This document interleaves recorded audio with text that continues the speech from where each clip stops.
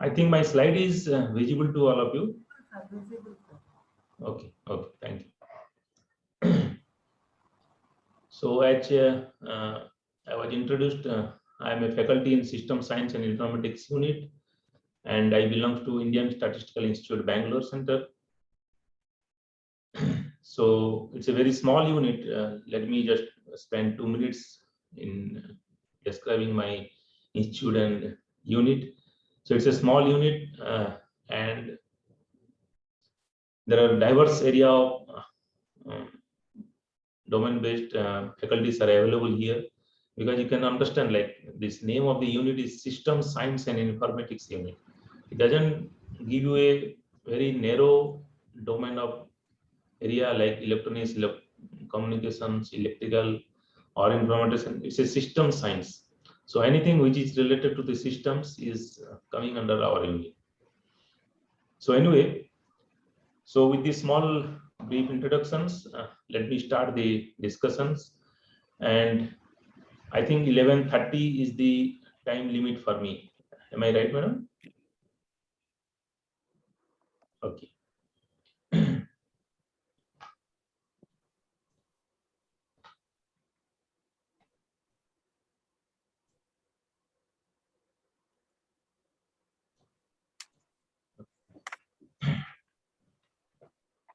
So this will be the broad outlines of the today's discussions. And as the title of the presentation is why and what is deep autoencoder. So what I thought is that let me give you some motivations about the deep autoencoder, what is that, and how it is applicable to some pattern classifications or domain pattern classification problems that I'll discuss a little bit. And if you are having any queries and all the things, don't wait till the end. In between also you can stop me, and I'll be happy to address those things to my best of my knowledge. And as I could see in your brochures and timetable, you have already gone through the different kinds of deep learning networks. For example, CNN, its applications, recurrent neural network, its applications. So I'll not spend much time on this introduction part. I'll just use some kind of initial lessons just to make the process streamlined. And this is how this 1.5 hours will be spent. 30 minutes around will be initial lessons part, and almost 1 hour will be on this autoencoder. And further we'll go for some one classification problems using the autoencoder. So I just want to have some idea. Can anyone tell who are the audience here in today's meeting? All our faculty, sir. All our faculty from various institutions across the country. Okay. So it's a good opportunities for me to talk with you. You are all my friends. So just behave me as your friends, and feel free to ask any kind of questions. Don't think that whether it's a silly or serious questions. So, and moreover, let me tell you also, asking silly questions require daring rather than asking difficult questions. Are you all agreeing with me? So you should have that daring to ask silly questions. Okay. So anyway, this is what I mean, my belief. Let me put my words into your mouth. So it's a kind of, you can say it's a selfishness or something like that. So before what I do, before doing something, I need to know what to do and why to do. I believe you all also do like that, right? And at last, I think if I don't do like this, what will happen? Can I not live? Too much selfishness, right? But this is my belief. It's not that you have to also believe like accordingly. So one may happily ignore this belief, but I believe that this should be the way of working in particular domains. Otherwise, what will happen? You will be working on a particular domain, and finally you don't know at the end of the day what for you did, why you did, and for whom you did. So all the things, if you are clear from the beginning, then you will be in a comfortable zone and you will be in a safe side. Okay, so that is what I think, and that is what I also suggest you to go for. This is the outline of this today's discussions.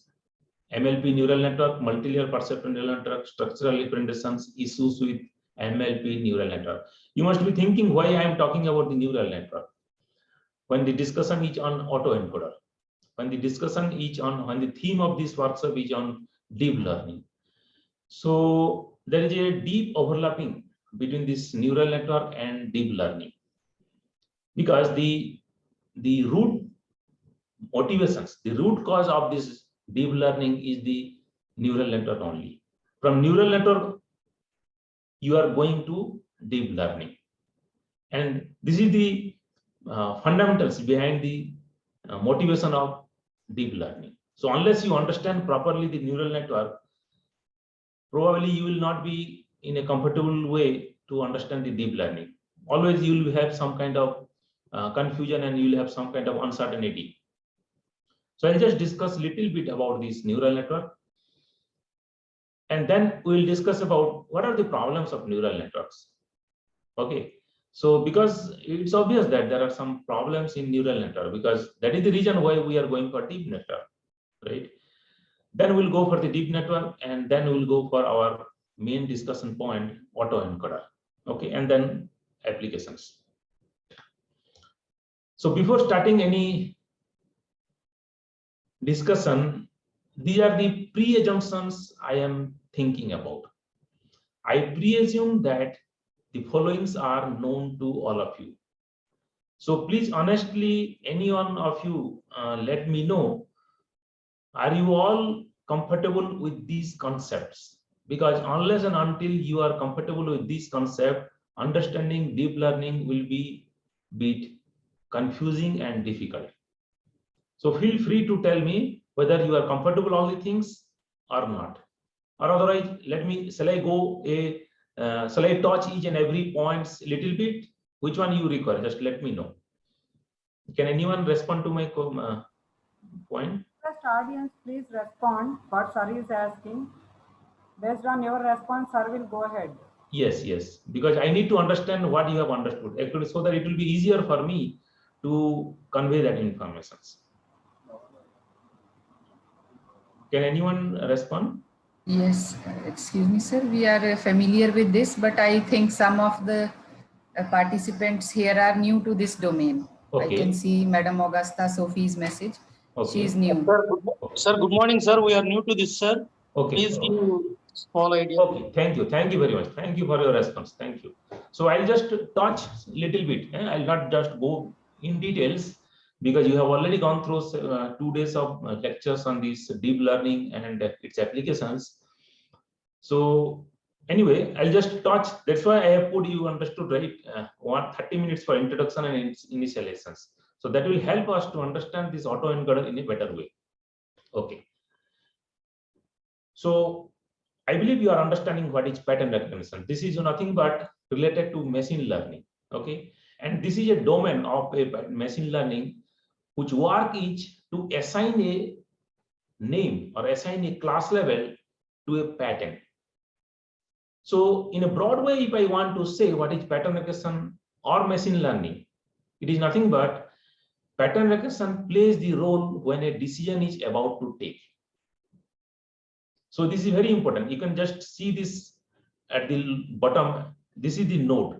Pattern recognition, PR means pattern recognition plays the role when a decision is about to take.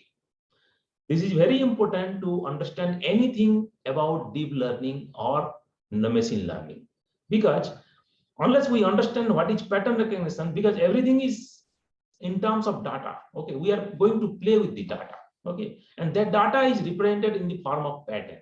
And if we don't understand that one properly, so the subsequent level of understanding will be difficult. Okay.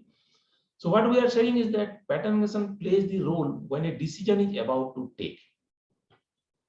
What do we mean by decision? I believe you all are understanding what is the meaning of decisions. Decision means providing a solution. Given a task, what solution you are giving, that is what the decisions. Let us say if I ask any one of you, have you taken breakfast today morning? This is the problem. This is the task for you. And the decisions will be either yes or no. So you will say, yes, I have taken. Somebody may say, yes, I have not taken. Or somebody may say, I am taking. So this is the decisions. Now, try to understand. When this task of asking whether you have taken the breakfast or not, this becomes the input to the system. Which system? I'm talking about the system which is there within your body. And that is what? The brain. And which is nothing but a machine. We call it as a machine. So that machine receives the informations. And what is that information? Or what is the task? Have you taken the breakfast? This is the task. This is the input. And what output that machine provided? Yes or no, or continuing. Now try to understand between this input and output, there is something in between. And that in between, normally we call it a pattern recognition principles. So that pattern recognition principles used by the machine, what it does, it takes the input, process it, and provides the output.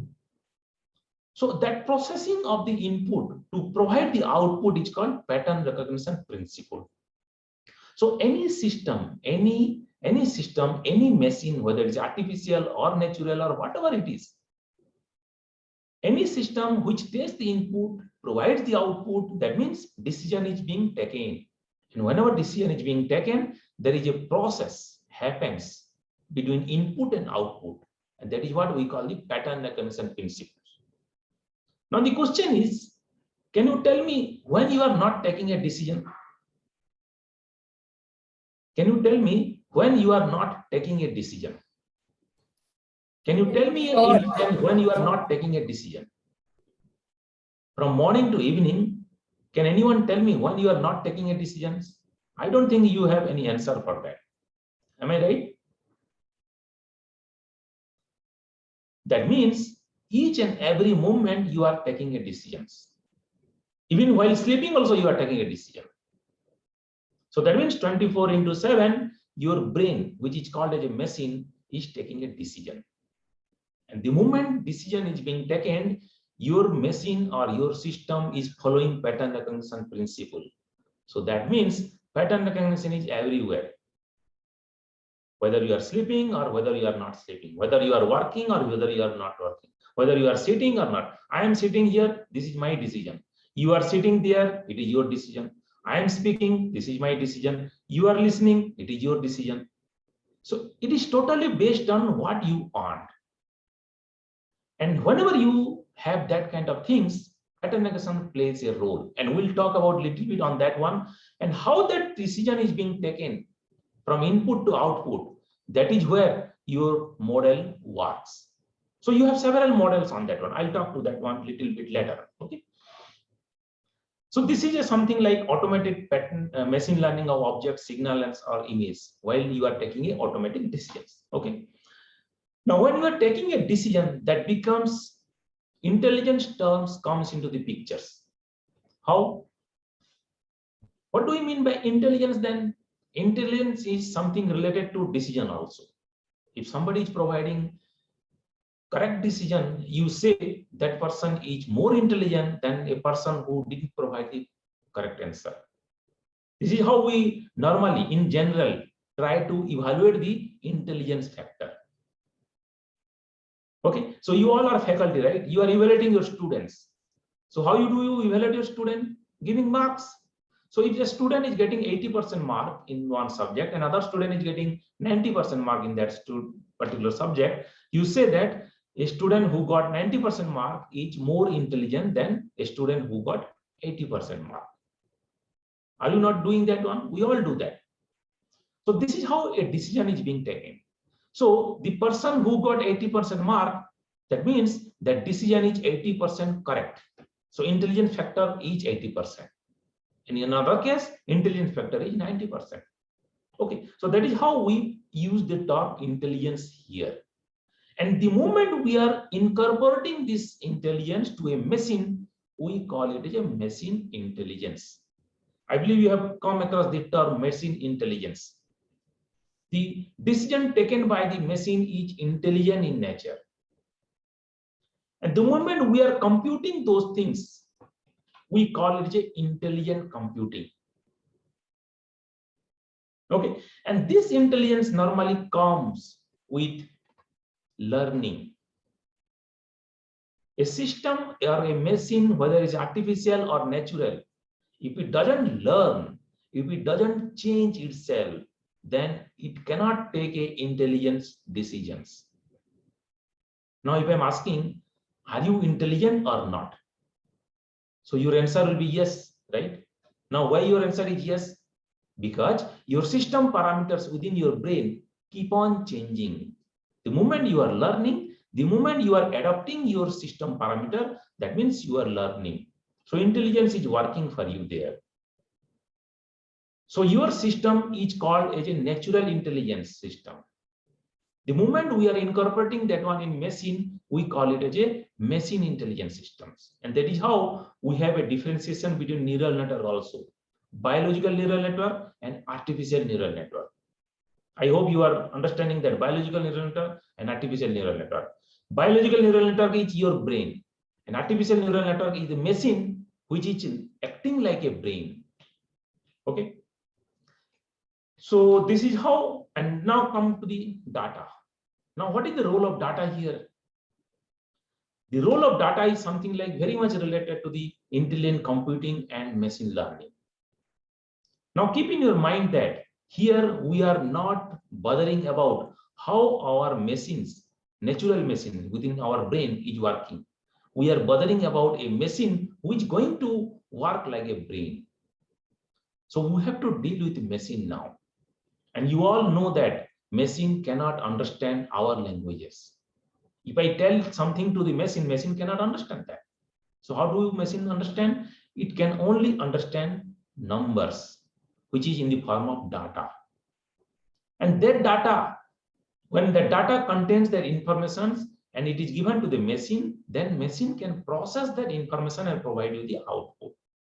So machine learning and intelligent computing, they both require data. Unless there is a existence of the data, you cannot work with machine learning. Okay. So that is why we require data. And moreover, you all know data are plentifully available. And they are cheap and abundant in nature. But the thing is that not all data are informative in nature. Now, how to understand and how to select which data is informative and which data is not informative? It is something to say that if I'm asking you a wrong questions, obviously your system or your brain will be confused. And it will also give you a wrong answer. Why it happened?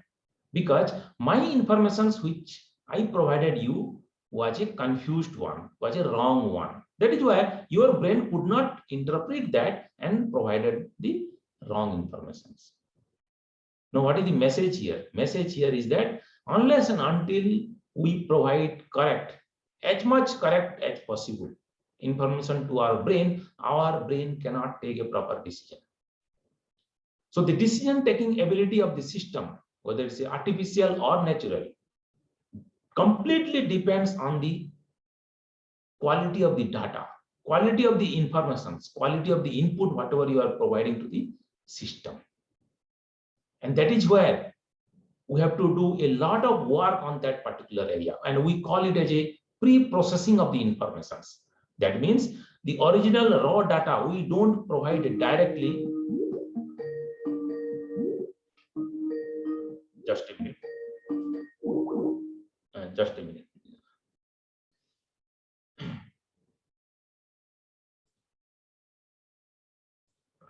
I'm sorry, just 1 second.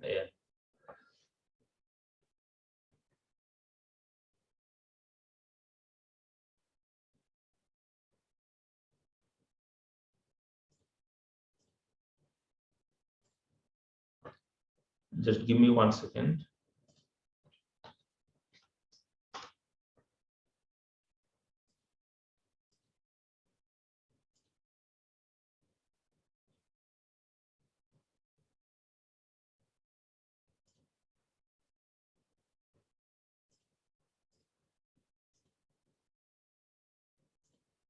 So yeah, coming back, and this slide is visible to all of you. Yes, sir. Okay, so actually my Skype was on and somebody was calling me in Skype. So that's why that disturbance happened. So I log out from that one now. Anyway, I'm sorry for that interruption. So, so this is how the role of data comes into the pictures. Okay. Now you must be thinking that why not traditional data analysis, or why not we require traditional analysis things. Okay, traditional analysis means simple way of analyzing the things. Okay, so I'll not just go to the, I'm just skipping this part. So if you require, I can share the slides with all of you. Then another question it may come to your mind is that why not human data analysis? Why we require a machine to analyze our informations? Can we not take the decisions? Yes, we can take the decisions, but there are certain problems with us as a human being. And the most important, just I have listed, these are not the exhaustive one, just some important points. So there are several other problems are there, several other regions are there. Okay, so 2 or 3 most important regions are: important decisions are not made by a human being on the information rich data stored in the database, but rather on a decision maker's intuitions. Most of the time what we do is that we take decision not based on the information, it is based on the intuitions. Human experts are prone to biases and errors. We are all human beings, right? And there is one saying, to err is human. That means human being can commit mistakes. So even if you commit mistake, you are excused, right? But can we compromise with that kind of mistakes? Certainly not. Okay. So, and it's extremely time consuming and costly. Getting a human expert is time consuming and costly, whereas getting a machine is very cheap. So these are some important reasons why we normally do not prefer for human data analysis. And that is why we go for machine data analysis. But at the end of the day, let me tell you that the motivation is not to replace a human brain by the machine. And you all agreeing with me that human intelligence is on top of any kind of intelligence. No one can beat human intelligence. Then what is the purpose of doing machine intelligence then?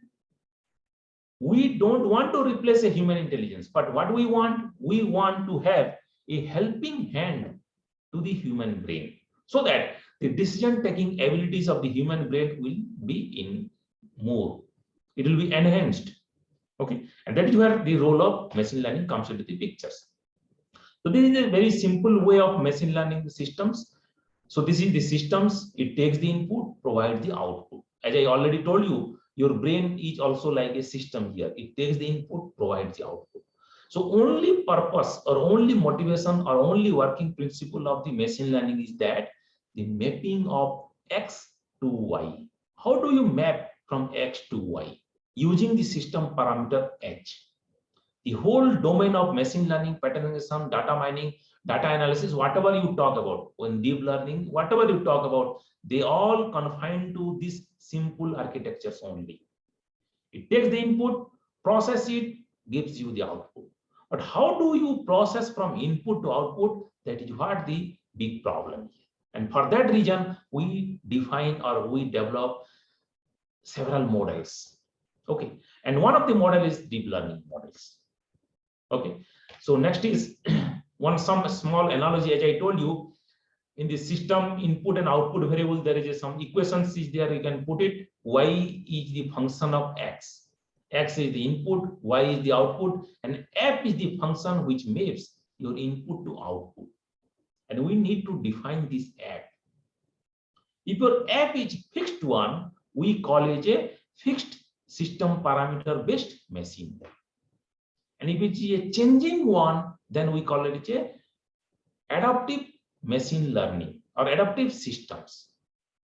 Those who are, I think you all are, some of you are belonging to electronics communication or signal processing domain. So you must be understanding what is the LTI system, linear time invariant systems. So what it does, takes the input, provides you the output.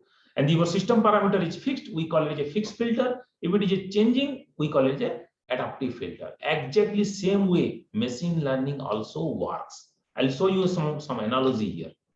Just see. This is adaptive filter and this is a machine learning. And their working principles are exactly same. Both of them takes the input, provides you the output. And based on your input and error factor, you keep on changing the system parameter. And the moment you are getting your desired output, you assume that your system parameter is tuned, learned. And that will be your fixed one, and that one will work for your problems. So in machine learning and adaptive filter, whatever we call in machine, in adaptive filter or in your signal system, we call it a filter systems or model. In adaptive filter, adaptive is same thing as learning in machine learning. Otherwise, both working principles are same. So this is what the prerequisite of machine learning. So I'll just skip this part. And this is most important. When we don't require machine learning, when machine learning is not required. As I told you, machine learning is nothing but mapping your input to output. So that relationship establishment between input and output, the moment it is known to you,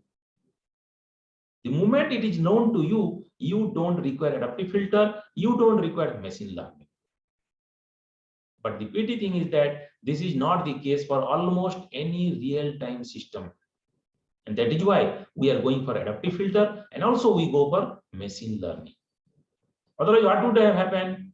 Let us say if I'm asking your brain, if your brain doesn't learn, it can take a decision, but it will not take a proper decision.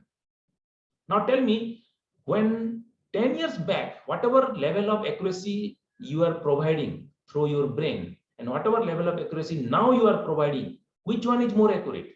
Obviously, whatever you are providing now is more accurate than whatever you were providing 10 years back.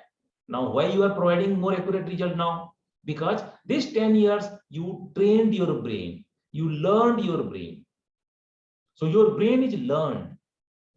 So that is why you are giving better and better accuracy. The more experience you are having, the better accuracy you are having in your decisions. Okay.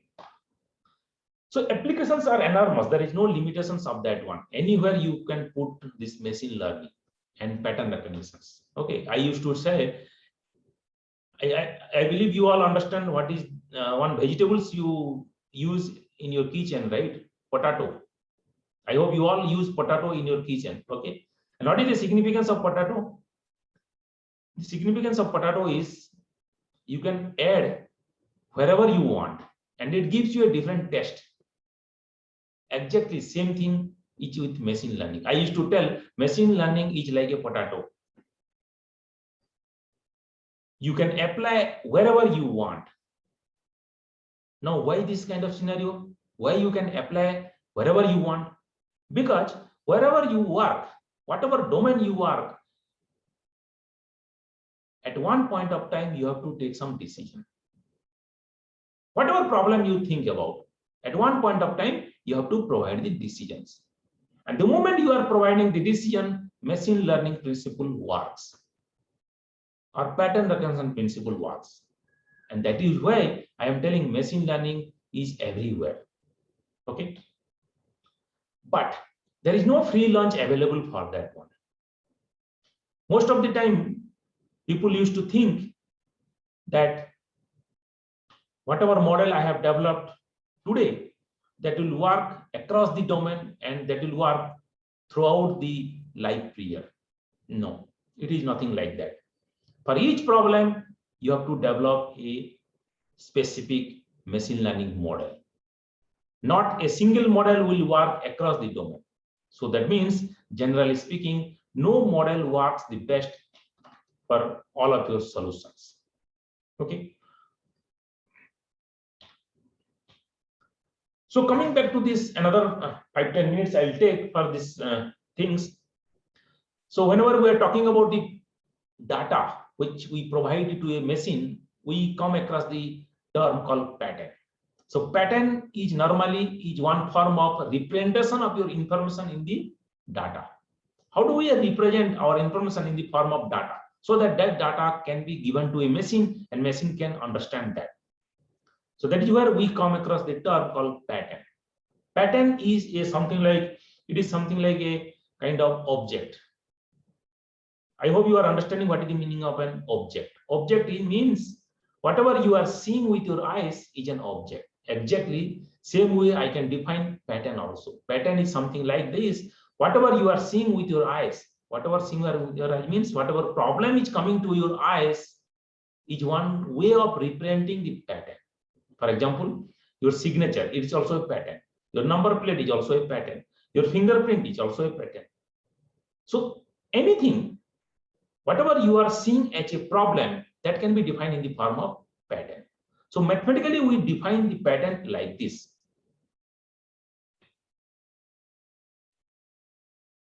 If you can see that one, if X is a pattern, this capital X, I believe you are able to see my mouse movement. Okay, so if X is a pattern, then that pattern is defined with this kind of terminologies. So what are those terminologies? So before understanding the terminologies, let me tell you one thing. How do you define an object? How do you define an object? When do you say that this is an object? The answers will be, I can say this is an object as and when this object has some expression. This object has some characteristics. Let us say if I am showing one object to you, and if I am asking you, tell me what is this object. Now you are able to recognize that object just because this object has some unique behavior or characteristics or functionalities. And those functionalities we call here as features. So the way you are defining your object, exactly the same way you can define your pattern. So a pattern is nothing but a set of features. Okay, so for example, if I want to say what is a feature, so the feature is nothing but characteristic, properties, functionalities, expression of an object. But it is not the actual way of expressing that feature. Your feature expression should follow these four properties. What are those? It should represent the information properly. It should be as compact as possible. It should be computationally simple, and it should be perpetually relevant one. And if this is not there in your information, which is there in your feature, you cannot define that object and you cannot define your pattern. At the moment you are unable to define your pattern means you cannot recognize that pattern. Okay, so this is as simple as one can understand. Okay, so let us say if I am having some certain points, just see there are certain images are there, some circles are there, some triangles are there, and small circle, small triangle, capital circle, capital. So if I want to group them, let us say if I say you group these objects. Okay, now grouping this object means you are trying to partition that object based on their behavior and characteristics. So if I give you a clue that you group the object based on their shapes, that means, see, if it is based on their shapes, what is a shape actually? Shape is one feature of all of the patterns. All of the patterns are having three features. For example, here, shape, color, and size. Okay, based on the three informations, these objects are defined. Now, these objects I can call it as a one-on pattern also. So it's a triangular pattern, this is a circle pattern, this is a non-circle pattern. Okay, but let me tell you one thing is that don't get confused with the term trained. There is a difference between trained and pattern. Trained means it's a repetition of the occurrence, whereas pattern doesn't repeat itself. Okay, so this is basic difference between trained and pattern. Okay, so if you want to group them in terms of shape, then you will see grouping between triangular will come in one side and circle will come in the side. If you want to group them in terms of size, then big size will come here, small size will come here. If you want to group them in terms of color, Blue will come here, yellow will come here. Now, what is the message here? The message here is that you first understand what is your problem, what do you want to do out of this object. Because these objects are nothing but data. So you are going to play with the data. So what you are expecting from the data, you should know that. Whether I want to group them in terms of shape or size or color, accordingly you can play with them. Okay. So before taking decision, you should have some idea what you want out of this data. That is what we call it as intuition. So coming back to these motivations of the deep learning, this is one of the basic motivation of deep learning. Okay, and that is what we call it as in terms of the happiness with the features. What is the meaning of happiness with the features? Happiness means, are you happy with the information present with the features or not? If you are not happy with the information present in the features, what will happen? You cannot take a proper decision. Are you getting my point? You cannot take a proper decision if you are not happy with the features information. Happiness means how informative your feature is. Now that informative term here I have defined with three terminologies. One is with the number, quality, and set of features. Number means how many features you want to represent the pattern. How many characteristics you want to represent that object. What should be the quality of that object? Sorry, features. Now, which set of features you require? So these three terminologies or these three factors plays very important role before taking any decisions. Okay. So you need to take care of this number, quality, and set of features. So what is a pattern class? That is what you give the name of that pattern. Okay, whenever I'm showing, let us say if I'm showing a writing pen to you, and if I'm asking you tell me what is that object or what is that pattern, you will say the name of that object is writing pen. So that means writing pen is the name of that object. And here in pattern recognition, we call it a pattern class. Okay. So, so what is pattern recognition or machine learning? Any algorithm theories which we put along with the pattern or categories are called pattern recognition. Okay. So I'm just skipping that one quickly. So as you all know, pattern recognition or machine learning follows two-step training and testing. Okay. And you use training data for learning and you use test data for detections or testing. That you know that one. So I'll not spend much on time. And this is how a data is represented, right? So each row normally represented in the form of pattern. So that means how many patterns are there in this database? 10 patterns. And each column is represented by features. So how many features are there in the pattern? 4 features or 5 features. And this data will go to the machine and machine will take the decisions.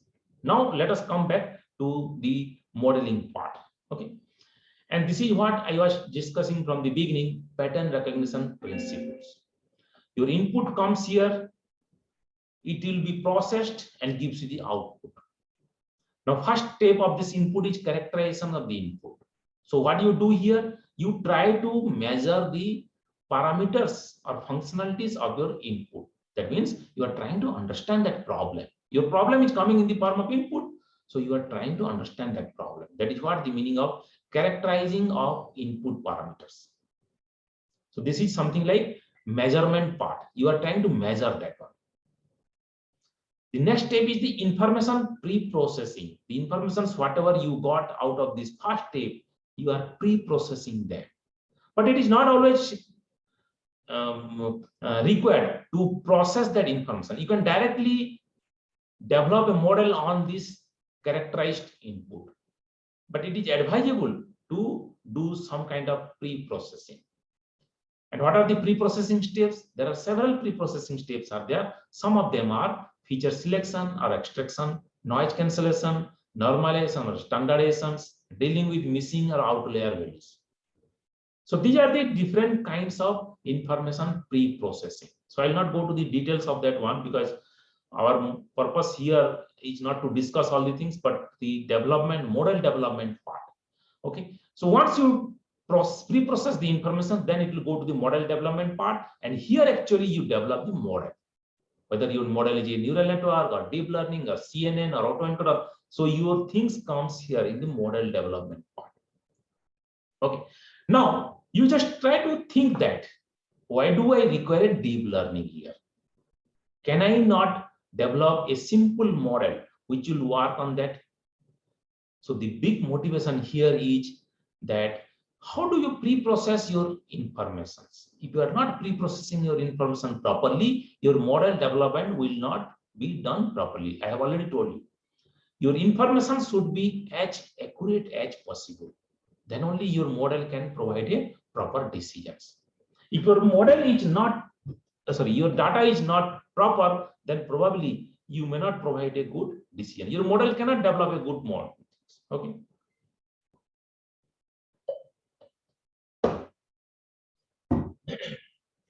Okay. So I'm just skipping this part. Now coming back to one more motivations of that deep learning, the role of features. The same thing. Are we happy with the available features? The same three numbers or three terminologies: number, quality, and set of features. Then if you are not happy with the number, the meaning here is that, let us say I have 10 number of features for a pattern.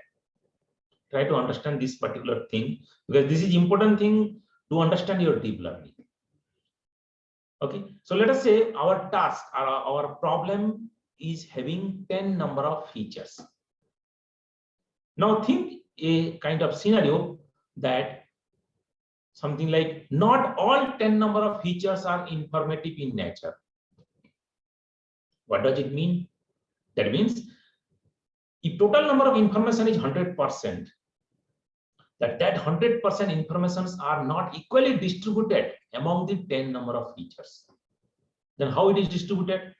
It distributed based on the kind of characteristics or kind of features you are having. That means some of the features contain more information, some of the feature contains less information.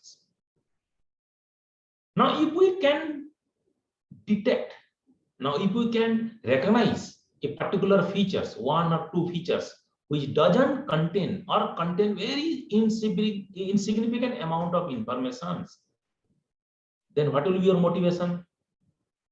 Let us say out of 10 features, 2 features are insignificant in nature. Insignificant means they do not contain significant informations. Important information they don't have. So it is the best way is to avoid those informations. That means, why shall I process 10 features? I can process 8 features as well, leaving behind that 2 features. Because I already recognize that 2 features in such a way that the 2 features do not contain any information. Okay. So what is the advantage of doing that one? The advantage, 2 kind of advantage we are getting here. The first advantage is we are reducing the computational complexity here. Earlier we are processing 10 features, now we are processing 8 features. This is one advantage. Another advantage is that we are not getting confused by the features which do not contain informations. Most of the time the informations are there, but which are not relevant to us. So it is better to remove that part. Okay, and that is why we use a particular task or the pre-processing task that is called feature selections. So we select the features according to our choice. Whatever requirement is there with us, accordingly we will select the features. And that is where the number plays here. And the quality also. If your features selection is not qualitative in nature, then there is no point of selection there. And the third one is the set of features. Now, if you are selecting 8 features out of the 10 features, which 8 features you will select? So all the things boils down to one particular task that is called feature selection. Okay.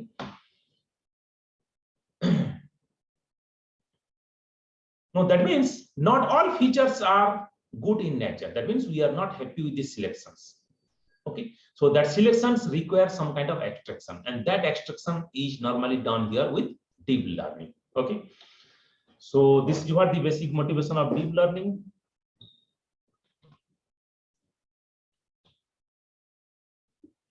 Okay, I'm skipping this part because time is not there. Okay, this is another pre-processing step that is called feature extractions. So feature extraction means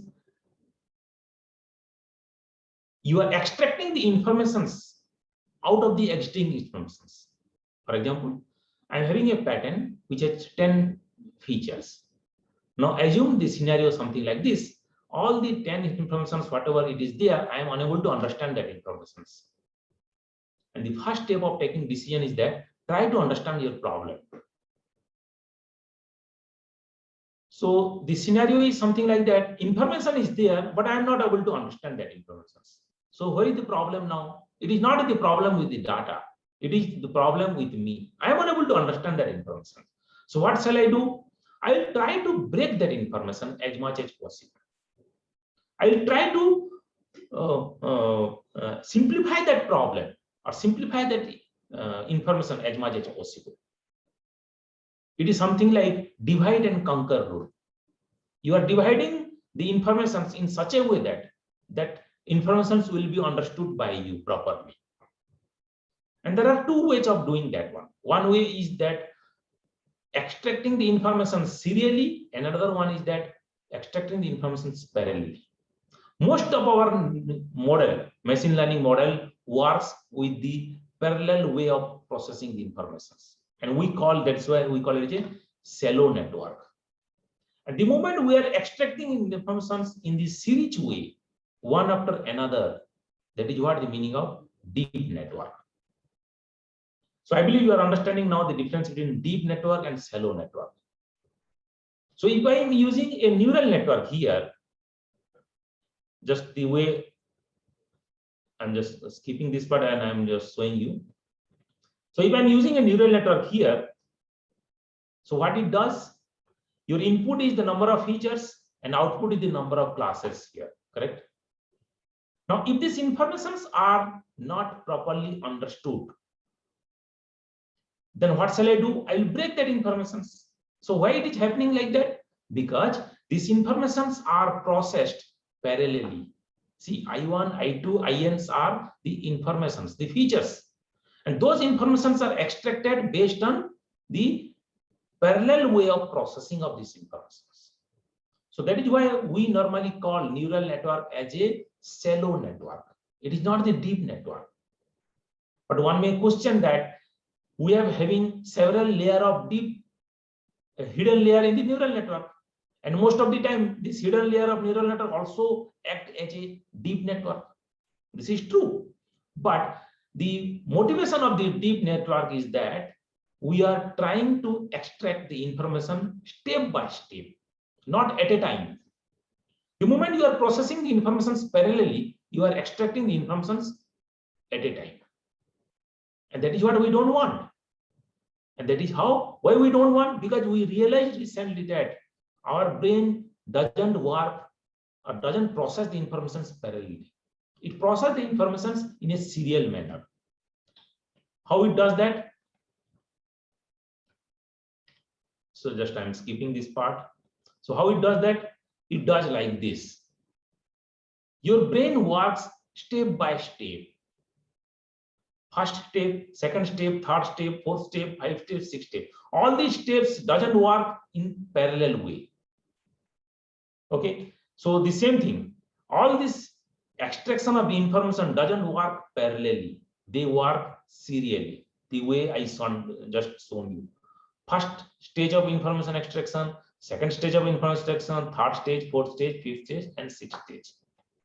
And this is how our brain works. That is what we realized. We are not exactly knowing the way our brain is working, but this is our intuition. This is our present day understanding about our brain working principles. Okay. So that is why we go for deep learning, right?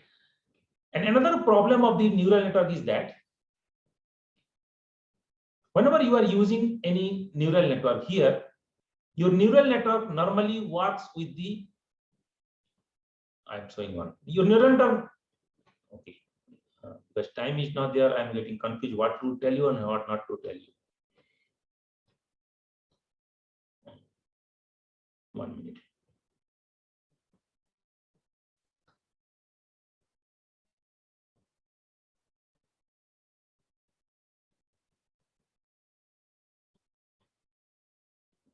I'm sorry.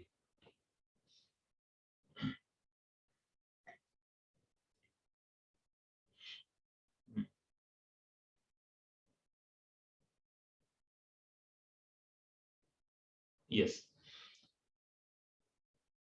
Our neural network normally works with the handcrafted or engineered features. That means these features or informations are extracted with predefined process. So what is the problem with the predefined process or handcrafted engineering features? The problem here is that irrespective of your problem, these features will be extracted. Sometimes the scenario comes like this. Your problem requires some information, but your handcrafted or engineered features doesn't provide that information. And that is the big problem with the normal or shallow network like neural network. So we require some kind of representative features. That means which is data dependent. So depending on your requirement, it will extract its features. And that is the big motivation of the deep learning. And some of the deep learning motivation architectures are like your convolutional neural network, deep belief network, recurrent neural network, and autoencoders. So we'll just now go for the autoencoder. Okay. So this is how a neural network works. Let us say if I'm having some kind of data set like this. So in each and every hidden nodes, what you actually extract, it extracts like this. If these are the characters which we are giving as an input to your neural network, it tries to extract the vertical lines, horizontal lines, and these small circles. Let us say if this is the problem. Okay. So now how you are extracting those informations, that is important. Most of the time your handcrafted feature extractor doesn't provide this kind of information. So that is why we go for representative features. Okay. And that representative features can be properly extracted through deep learning network like your autoencoder and convolutional neural network. Okay.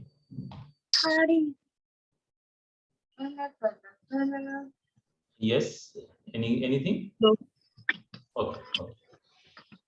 So that means we realize that your multi-layer makes sense. So you have a one input layer, you have one output layer, and you should have multiple layer of neurons. Then what is the basic difference between simple neural network and deep neural network? Your simple neural network works in a supervised manner, whereas your autoencoder, whatever we are going to discuss, that works in an unsupervised manner. I believe you are understanding the difference between supervised and unsupervised one. Okay. So first thing is that it is sure that we are going for multiple layer of networks, but that multiple layer of network, we are not going the way our neural network works. We have a different architecture for that one. And what is that architecture? Now we are going to discuss the autoencoder. Okay. So this is how we normally process the informations. Low level information, then next high level, and then finally the object model. This is how we expect that our brain works. And that is what we are expecting from the deep learning things. Okay. So types of deep learning of autoencoder. So in normal neural network, what we do? This is your neural network first input layer, this black color, and the last one is the right one, and that is what the output layer. And in between, let us say we have 4 number of hidden layers. So what we do? We process the information from the input to output in a feed forward manner, and we use the backward propagation algorithm to update the weight parameter. Okay. So you can say how many number of hidden layers I should take. It is up to you. You can take 1, 2, 3, 4, 5. But the moment you are taking more than 1 or 2 number of hidden layers, then you are facing the problem of the learning of the system parameter, because that gradient parameter becomes nullified the moment you are coming from outer layer to inner layer, and that we call it a vanishing moment, vanishing gradient. Okay, so to avoid that one, what we do in autoencoder, we try to do something like this: train this first layer, get the results, then give the results to the next layer, get the results in the second layer output, then give them to third layer, then give them to fourth layer, and then finally come to here. In neural network, you are training all of them parallelly, but here it is happening sequentially. You are training the first layer, then after that training of the first layer, then you are training the second layer, then third layer, then you are doing all the things in a sequence manner, not parallelly. Parallelly means training all the layers of network at a time. Okay, so this is how a autoencoder works. Now let us see how a autoencoder works and what are the other advantages of the autoencoder.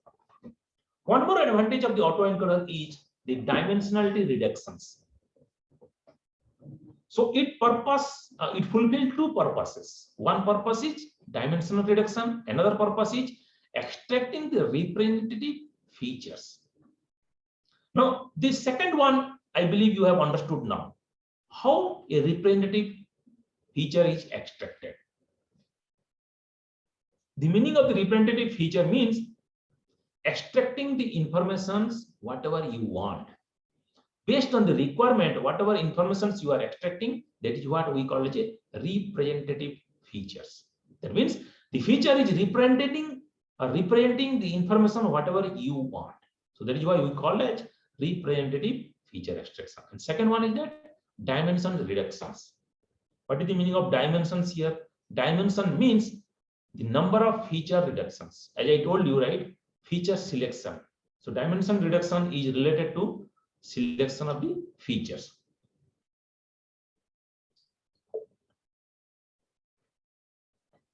So how do you select the features? How do you reduce the dimensions? There are several other techniques are there. Using those, you can reduce the dimensions. And one of the important dimensionality reduction tool is called principal component analysis. I hope you are understanding what is the meaning of principal component analysis. Okay. And there is a big overlapping between this principal component analysis and autoencoder. Because before understanding autoencoder, if you have understood principal component analysis, it will be easier for you to understand autoencoder. Okay. So briefly, I'll just talk about the principal component analysis and then I'll switch over to autoencoder so that it will be easier for you to understand autoencoder. So what is a principal component analysis? It is the most popular one. I'm just quickly going to that one. Just if you are having any problem, just stop me and I'll just try to tell you more about the principal component analysis.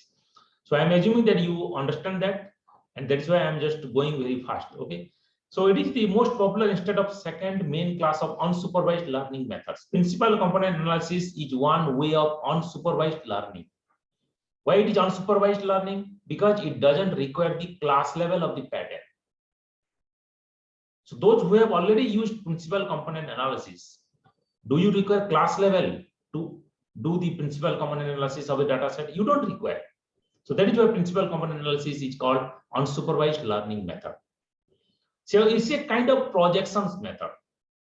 You are projecting your data sets to a lower dimensions. What does it mean? Let us say your original data set is having 10 number of features. Okay. Now you want to represent the 10 number of features with 6 number of features.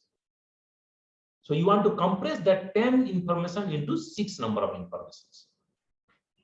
This is what one task of dimensionality reduction.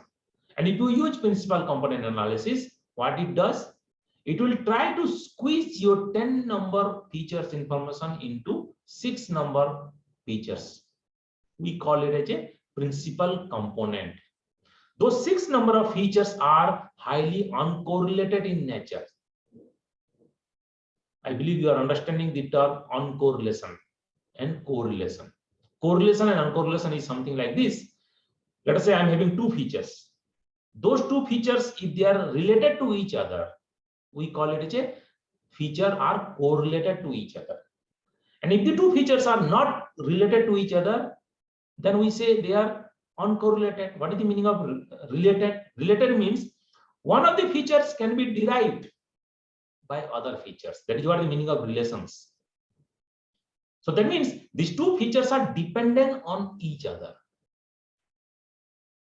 So whenever we want to go for a good decision, then these dependent features actually creates problem for taking decisions. We require independent features. That means no two features should have any kind of information overlap. But in real-time scenario, getting uncorrelated features or uncorrelated informations are very difficult to get. So that is why we go for principal component analysis just to uncorrelate the informations. So what is your aim here? The first small directions in the input space that explain variations of the input data and represent the data projecting their directions. That means you are projecting that 10 number of information into a smaller dimensions. One best example of principal component analysis I can give you very right now.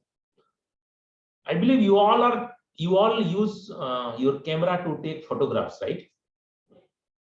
Nowadays, everywhere cameras are there. Whatever mobile phone we are using, that contains camera. Now, just think about a scenario. The images captured by your camera, has how many dimensions? Can anyone tell? You are having a camera, okay, and you are capturing a image, or you are taking an image using your camera.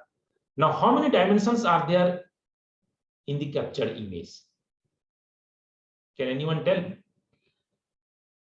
Dimension means features. So your image is how many dimensions informations? It is two-dimensional informations. Whatever images you are seeing with your eyes, how many dimensions it has? Two dimensions, x and y axis. Okay. Now the task is that now the scenario is something like this.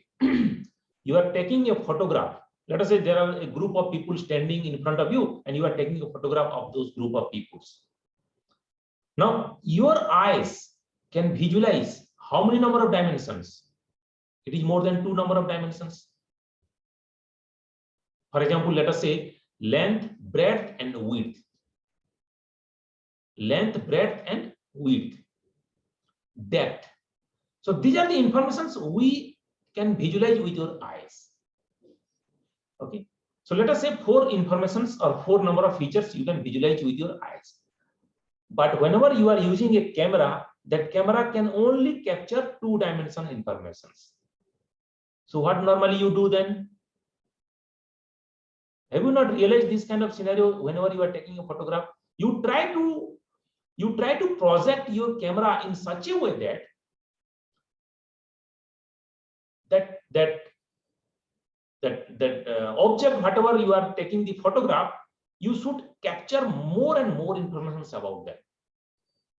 That is what the motivation of that camera person, that you should capture more information out of the scenery. More information is what? That means more number of dimensions you want to capture. But finally, you are ending up with the 2 dimensions. You are ending up with 2 dimensions. This is what the meaning of feature reductions or dimensionality reductions. And your PCA normally works in the same direction. You try to project your number of features into smaller dimensions. Okay. So this is how a PCA works, and I believe if you are not aware of this PCA, just go through that one, you can understand that. But the problem with the PCA is,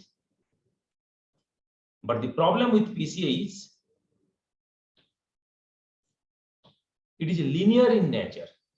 So the transformation from higher dimension to lower dimension is linear in nature.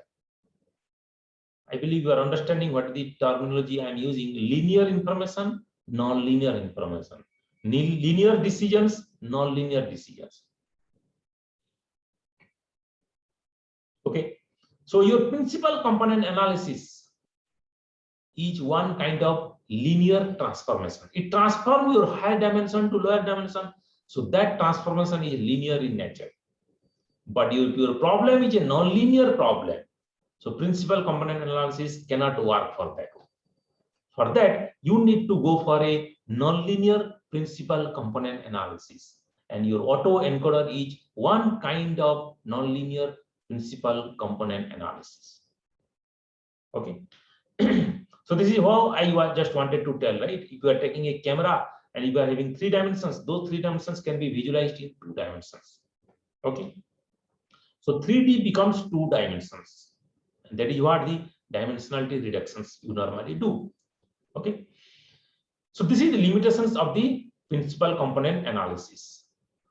It only extracts linearly derived features, but we don't want linearly derived features because our problem is a non-linear problem. So we require non-linearly derived features. And so that is why we go for non-linear principal component analysis, and autoencoder is one kind of non-linear principal component analysis. Now just coming to this architecture of the autoencoder, it looks like this way. It has one input layer of neurons, output layer of neurons, and one hidden layer of neurons.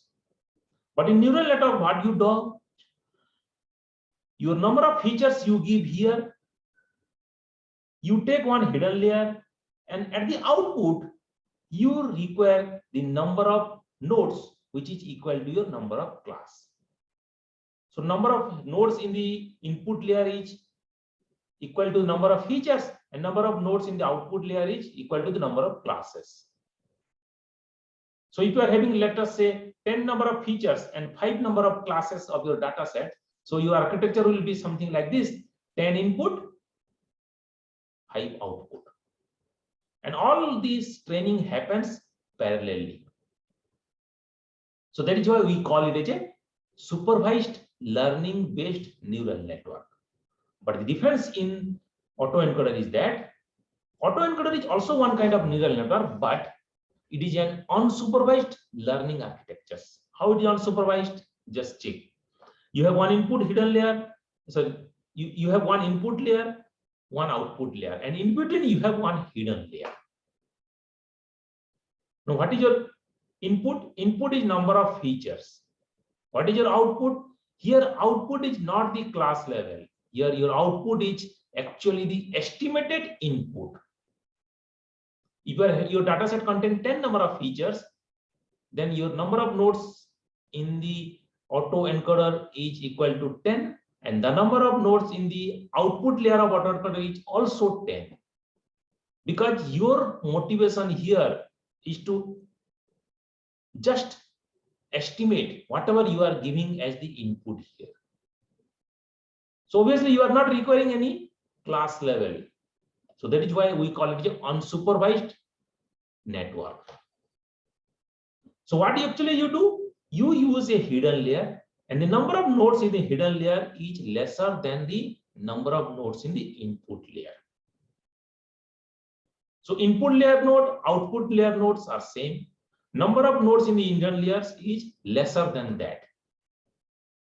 And by doing so, if you learn this network, if you train this network using the same back-error propagation algorithm, and let us assume that you could get the trained network. Once you get the trained network, means what? Whatever features you are having in the input, same thing is represented with the hidden layer input with less number of inputs. So let us say here it is 10 nodes, and here it is 5 nodes, and here again 10 nodes.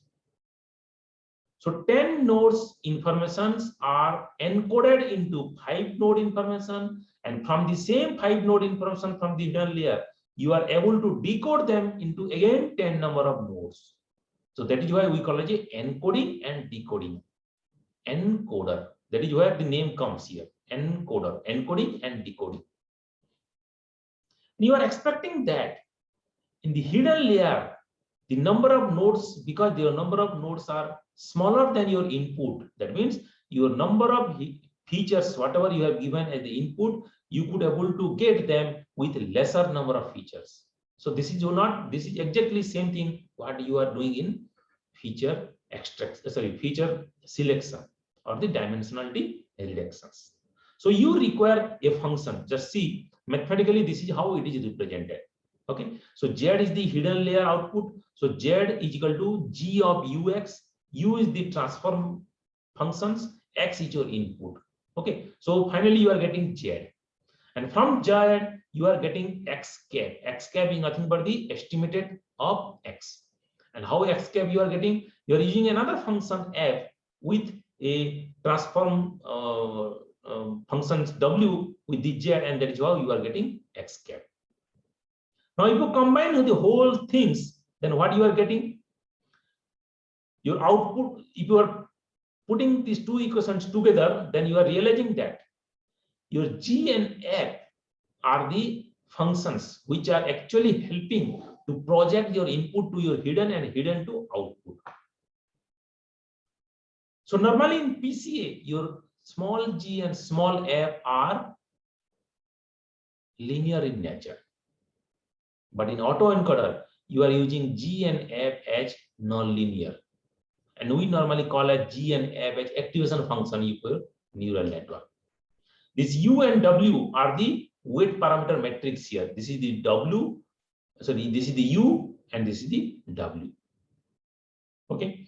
So the way you are optimizing your principal component analysis, the same way you can optimize your autoencoder also. Okay. So let us go to the architecture part. So training of the neural network happens like this. Okay. First layer, second layer, third layer, fourth layer, and all of them are getting trained at a time. That means you are training them parallelly. This is what your shallow network or simple neural network. So how it is different from the deep network?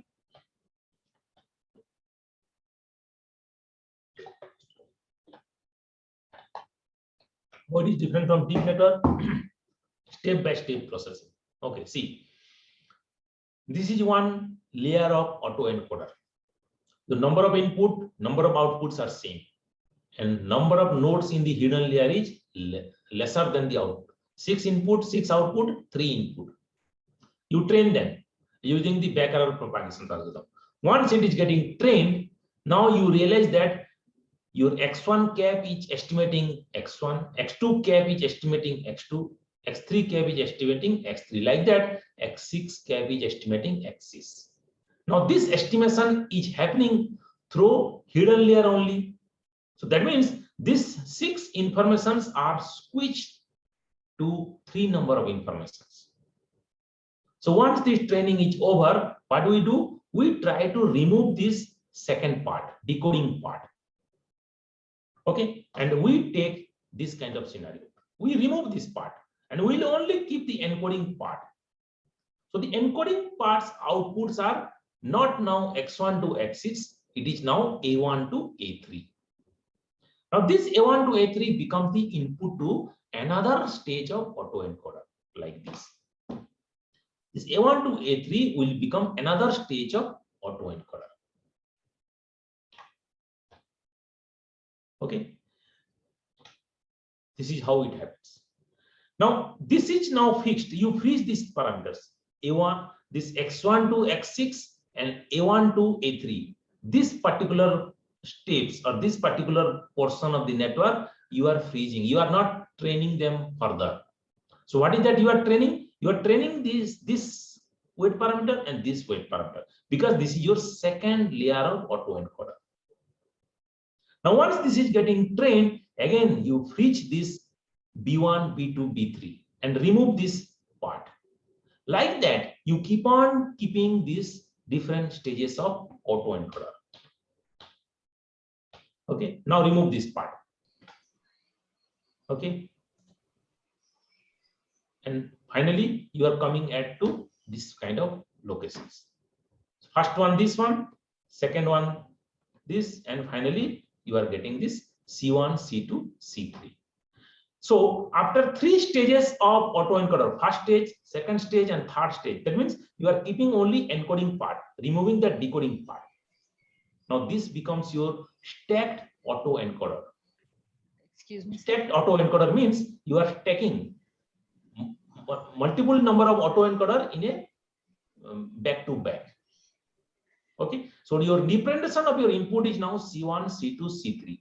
This C1, C2, C3 is representing your original input X1 to X6. Now this C1, C2, C3 becomes the input to the last layer of network, and the last layer of network is nothing but your simple neural network. Your last Excuse layer me, of sir? network. Yeah. Anybody is asking something? Yes, sir. Yeah, I have, sir, one doubt. You just, sir, in the previous slide, you said that we freeze the first weights Yes.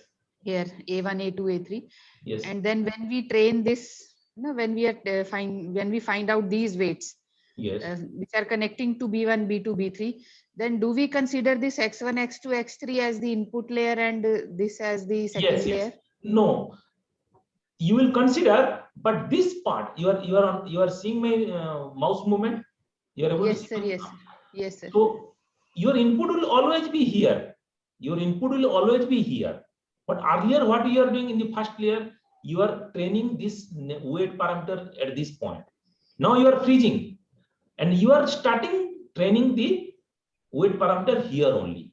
That means your inputs are not X1 to X6 to the train network. Your inputs will be A1 to A3 to your train network. Okay, sir. But then the number of nodes are same here. A1, A2, A3, and B1, B2, B3. No. It is not same. You can keep B1, B2, B3 lesser than the A1, A2, A3. It is up to your choice. Let us say, for example, your input number of layers are 10. Your number of input layers are 10.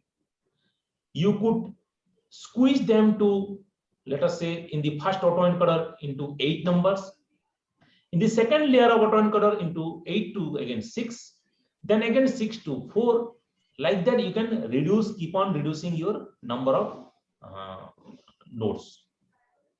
Okay, But this sir. is not happening So in my your autoencoder can have multiple hidden layers. no, not multiple hidden layer. In each autoencoder, you have one hidden layer. Okay. So I have a series of autoencoders. Yes, series of autoencoder, and each series will be trained independently. Okay. So in each autoencoder, you have one hidden layer, one input layer, one output layer. Once it is trained, you are just removing the person from hidden layer to output layer, keeping only input to hidden layer. Right? Okay, sir. Okay. Yes, sir.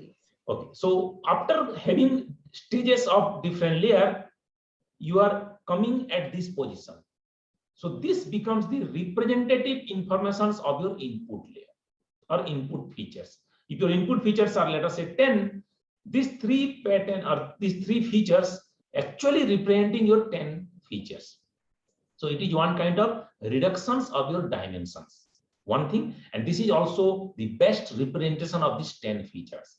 Now these 3 features will go to a simple fully connected multi-layer perception neural network or softmax classifier or SVM classifier, whatever number of kind of classifier or model you can use that one. And this completes your whole stacked autoencoder. So this is, I just wanted to show you that this is how your input to output happens. Your autoencoder is placed in model development steps. Okay. And this feature extraction and selections normally done here in model development. Okay. So here in normal neural network, you are doing selection, feature selection and extraction separately. But in autoencoder, you are not only classifying or you are not only taking the decision, but also you are making feature selection and extraction together in that model development. Okay. So let me just take 5 minutes time to just show you one practical example of the classification of using autoencoder for a particular database, okay, particular image classification task. Okay, now here you are seeing some numbers, right? Handwritten characters. These handwritten characters are nothing but it's a kind of data set. Normally that is called like MNIST data set. Okay, so this is a data set and it's a classification problem. So what is the task here? The task here is to recognize the particular number, whatever the number written here. Okay, so it contains how many number of classes? 10 classes, 0 to 9, 0, 1, 2, 3, 4, 5, 6, 8, 7, 8, 9. So 10 classes are there. Now this database contains 5,000 number of training examples. You can just download this, freely available. You can just download the MNIST dataset, and each dataset or each data, each one image. So each image or each number is represented by one image. Just see, you are saying, right? These are all handwritten characters from 0 to 9. Okay, so each number is represented in the form of one image, and that image size is 28 by 28 pixels. Okay, so how many number of pixels are there? 28 into 28 number of pixels are there. Now, if you are using a simple neural network, and you are trying to classify this MNIST database, what will be the number of input nodes in your neural network? It will be equal to 28 into 28. Are you getting my point? What will be your input layer node, number of input layer node? 28 into 28. When you are using a simple neural network or shallow neural network. But here you are not having that kind of architectures. You are giving the whole image at a time to this network. Now, this is what you are doing. Your first layer of autoencoder architectures will be like this. So 28 into 28 is your 784 number of inputs nodes will be there. Your number of outputs nodes will be 784, as I told you, right? In autoencoder, your number of input and number of outputs are same. So for this particular problem, your number of inputs are 784, number of outputs are 784. So what is your hidden layer input here? So number of nodes in the hidden layer, 100. So this is a one illustrations only. You can have different numbers also. Why 100? You can keep 200, 300 or 50 also. Right. So 784 will be now represented by 10 number of features. Okay. So once this training is over, so what will be the next step of processing? This decoding part you just remove. This part you just remove. Only keep this input and encoder part. Now, your input to the next step of autoencoder will not be 784. It will be 100 now. So in the next step, you will have like this. So 100 becomes the input, and in the next autoencoder, you will have 50 numbers. So you are putting 50 number of nodes in the next second layer of autoencoder. You train them, and finally, once you once you could train this network, then you are staking them together, and finally you are having a network like this. 784 becomes 100 in the first autoencoder layer, 100 becomes 50 in the second layer of autoencoder, then 50 becomes the input to your fully connected layer. This is called softmax layer. Okay, so you can use any kind of neural network here. Softmax layer, you can take radial basis function, you can take your SBM, any kind of algorithms or models you can take. So that becomes your input to the fully connected layer or softmax layer, and output will be your number of classes. As usual, you are taking in your neural network. Okay, so you are getting the output. Now, I just wanted to show when you are squeezing your 784 number of features into 100 number of features, how the weight parameter in this first layer of autoencoder looks like. It looks like this. See, original input was like this. In the first step of autoencoder, your 786 or 784 becomes 100 number of features now. Now, if you are plotting that 100 number of images, it looks like this. So what is the meaning here? The first autoencoder layer tries to extract the age informations of this character written here. Age informations, outer age, vertical age, horizontal age, diagonal age, whatever the possible ages are there. So the first level of informations is the age informations. Okay, and that is getting extracted here. This becomes the input to the second layer of autoencoder, and in the second layer of autoencoder also you are extracting much more abstracted informations. Okay, so like that you can go for the different stages of autoencoder, and finally you can put a softmax layer, and that softmax layer output numbers will be equal to your number of classes. This is simple. I mean, same as the way you are taking your simple neural network. Okay, and you are getting the results. So this is how it looks like, and we call it a stacked autoencoder. So finally, that's it. That is the basic idea, and there are many types of deep learnings are there. This autoencoder can be of sparse autoencoder, denoising autoencoder. These are all different variations of the autoencoder. But the basic architectures, whatever is there, whatever we discussed now, that is the basic architecture normally we follow. But there are certain variations we can make as well to make it more robust and make it more application oriented. Okay. So different kind of architectures, different kind of autoencoder you can take, and different kind of training algorithm also you can use. And it's a very fast growing area, and you can get better result in the classification task compared to a conventional neural network. So with this, I will stop, and if you are having any doubts, I will take these questions from. What are the techniques used for encoding? Sorry? What are the techniques used for encoding, sir? Techniques means I didn't understand your question. What do you mean by technique? Can you please explain me? It's algorithm for encoding.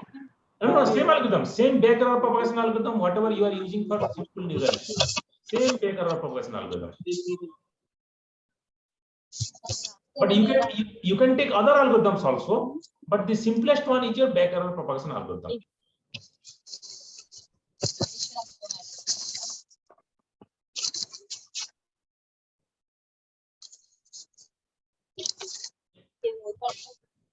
Yeah, any more questions?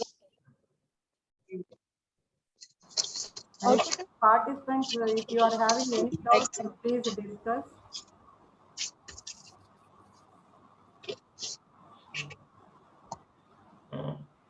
Anything is there in that chart? Let me just see.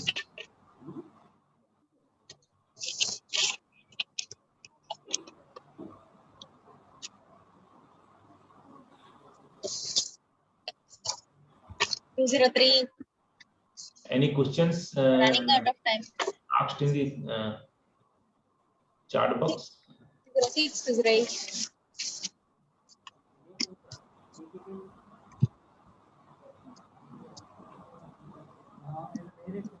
I'm not seeing any questions in the chat box. So if you want to ask anything from your end, just let me know.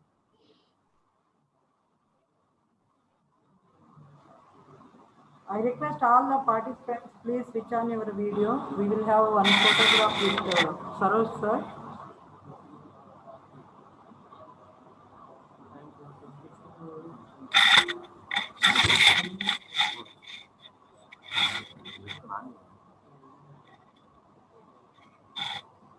All the participants, please switch on your video.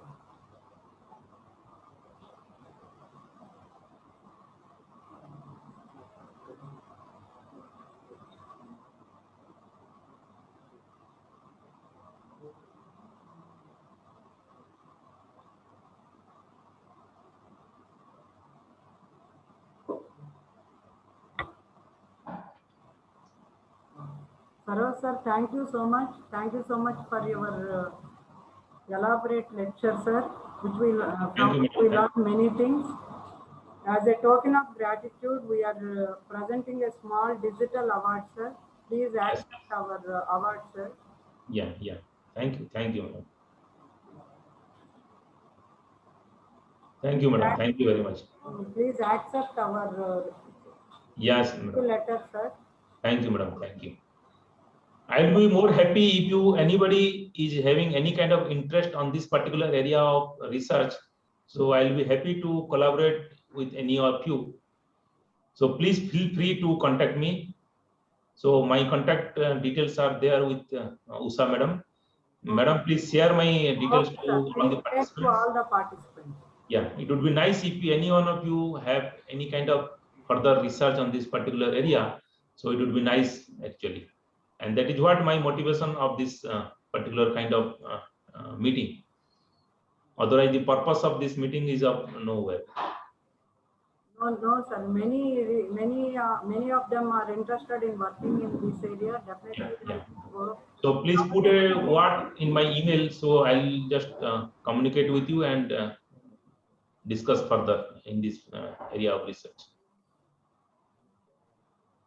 So, sir is openly giving the opportunity. Whoever want to do some research in this area, you can collaborate with him. That could be better. Since they are strong in mathematics, ISI people are strong in mathematics. In that way, your research, quality research, you can come out with the quality research. Thank you so much, sir. Thank you, madam. Thank you. Thank you all of you for your patience hearing. Thank you. Thank you very much to all of you. So I request participants, next session is going to start at 12 p.m.